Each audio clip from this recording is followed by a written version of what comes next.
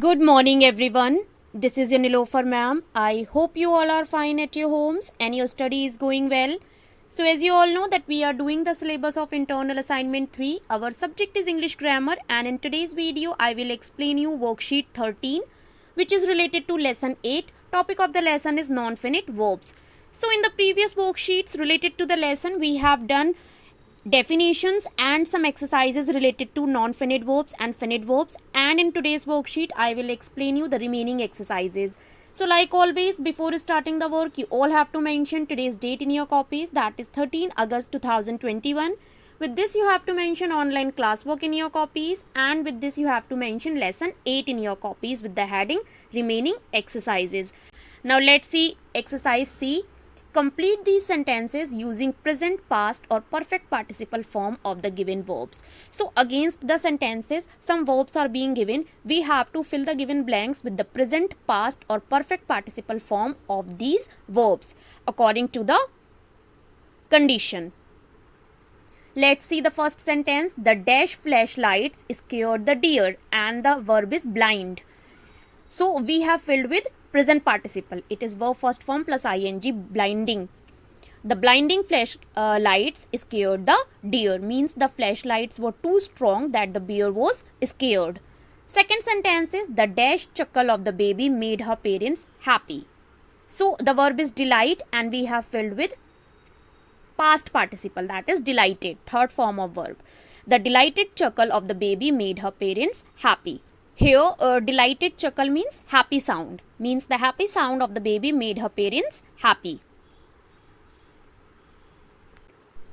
Third sentence is dash by Mr. Singh. We have understood the chapter on chemical reactions very well, and the verb is teach.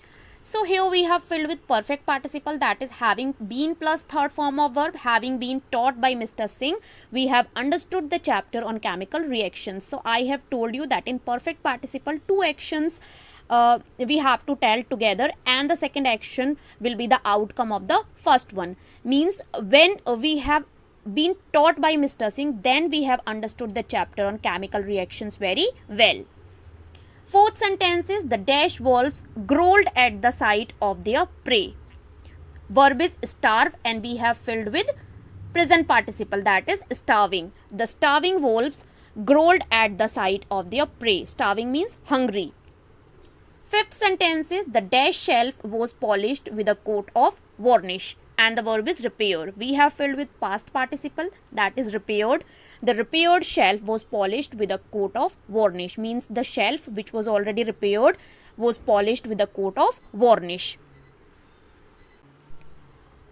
Next sentence is dash my mind to leave the place I took up a job in another city, and the verb is make up, and we have filled with perfect participle, having made up, because with having we have to use third form of verb, that's why we have changed make up to made up.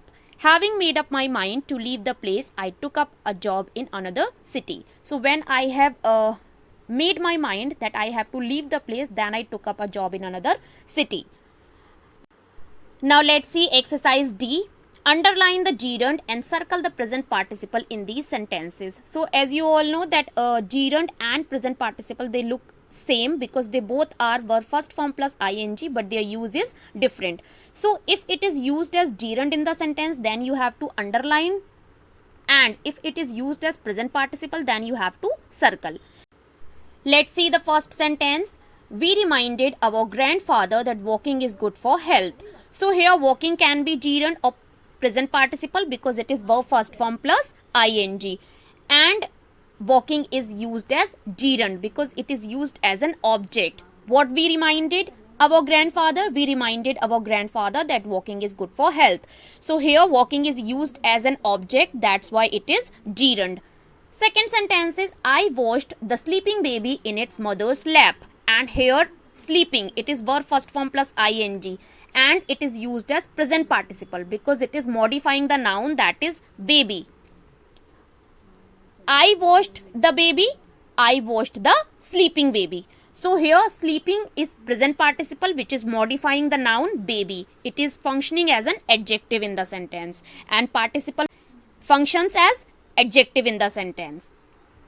Third sentence is Participating in group discussions increases the one's level of confidence. So here participating is verb first form plus ing, and it is used as gerund because it is used as subject in the sentence. That's why it is gerund. Fourth sentence is the waiting passengers jumped on the train as soon as it arrived. Here waiting, and it is verb first form plus ing. It is used as present participle because it is modifying the noun, that is passengers. Which kind of passengers? Waiting passengers. So waiting is present participle which is modifying the noun passengers and functioning as an adjective in the sentence.